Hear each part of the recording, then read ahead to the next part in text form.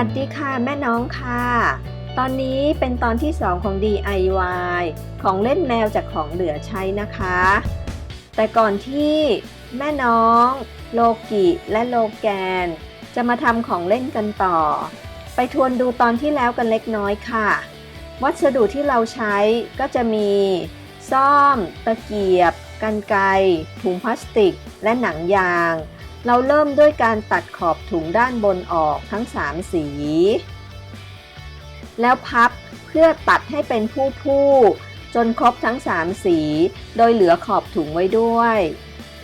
จากนี้ก็มาชมวิธีทำกันต่อนะคะทำไงต่อคะเราสีเหลืองสีเขียวสีขาววางด้วยกันนะแล้วก็นี่ตะเกียบนะคะแล้วก็แค่พันปลายนี่เราก็มาวางกับโต๊ะนิดนึงโลกิแม่ขอที่แป๊บนึงนะลูก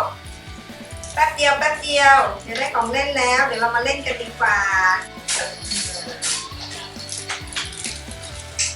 ทำไม่ยากเลยใครมีของอะไรก็เอามาใช้ได้ลองดูนะคะของเล่นแพงๆเนี่ยซื้อบางทีเด็กๆไม่เล่นเลยซ้ำเอาอันนี้ดีกว่าก็สวยแล้วค่ะสีสันแล้วก็เอาหนังสติ๊กรัดปลายนะคะรัดตรงปลายให้แน่นเดี๋ยวเราเลื่อนลงไปก่อนเพื่อที่จะได้รัดง่ายๆแล้วเดี๋ยวเราให้เลื่อนขึ้นได้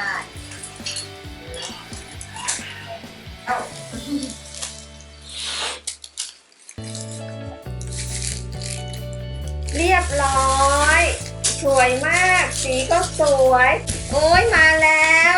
โลกิของเล่นใหม่มาแล้วของเล่นใหม่มาแล้วสวยด้วยนะลูกสีสันสวยมากเลยนะโลแกนเอาเนี่ยปั๊บจบแล้วค่ะ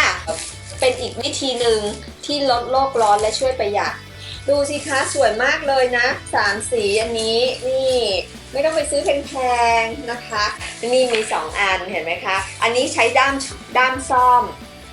ธรรมดาทำลักษณะเดียวกันเอาสีอะไรก็ได้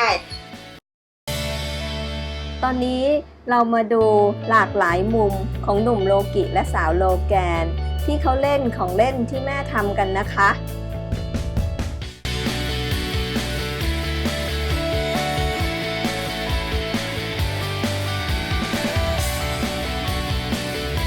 หนุ่มโลกิก็จะเล่นแนวรุนแรงตามสไตล์ของหนุ่มเฟี้ยวฟ้าว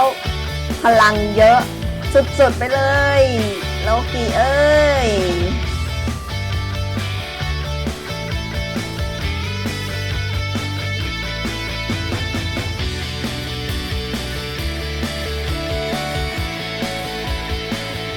ส่วนสาวโลแกนก็จะเล่นแบบนิ่มๆของเขาแต่หนุ่มโลกิก็ชอบเข้ามากวนมาป่วนค่ะตัวเองเล่นตั้งนานแล้วแต่พอเห็นน้องเล่นบ้างก็จะแบบเดินอ้อมๆวนๆมองอย่างเชิงเสร็จแล้วก็ชาร์จแล้วก็เข้ามาตะปบแย่งนิดนึงเอาเลยสนุกสนานกันเข้าไปลูกเต็มที่ลูก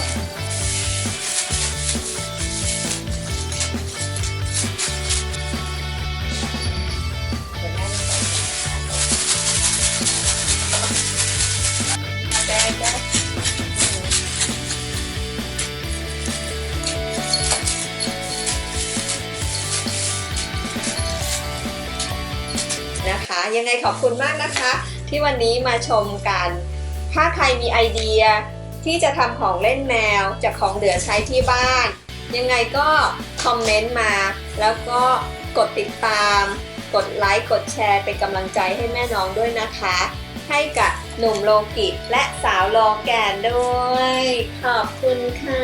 สวัสดีค่ะขอบคุณค่ะขอบคุณนะคะสาวอายุ4 เดือนสวยมากเลยหนูชื่อโลแกนอยากจะอุ้มโลกิอย่างนี้นะแต่โลกิเขาโอ้โหเป็นหนุ่มที่เล่นตัวสุดๆ เขาไม่ให้นะเดี๋ยวลองดูซิว่าหนุ่มโลกิจะให้อุ้มไหมในนี่สาวโลแกนเขาโชว์เต็มโลกิมานี่สิลูกโลกิต้องเดินไปอ้าปากโอ้เล่นโอ้โลกินี่อุ้มไม่ได้นะคะได้แต่เล่นได้แต่แย่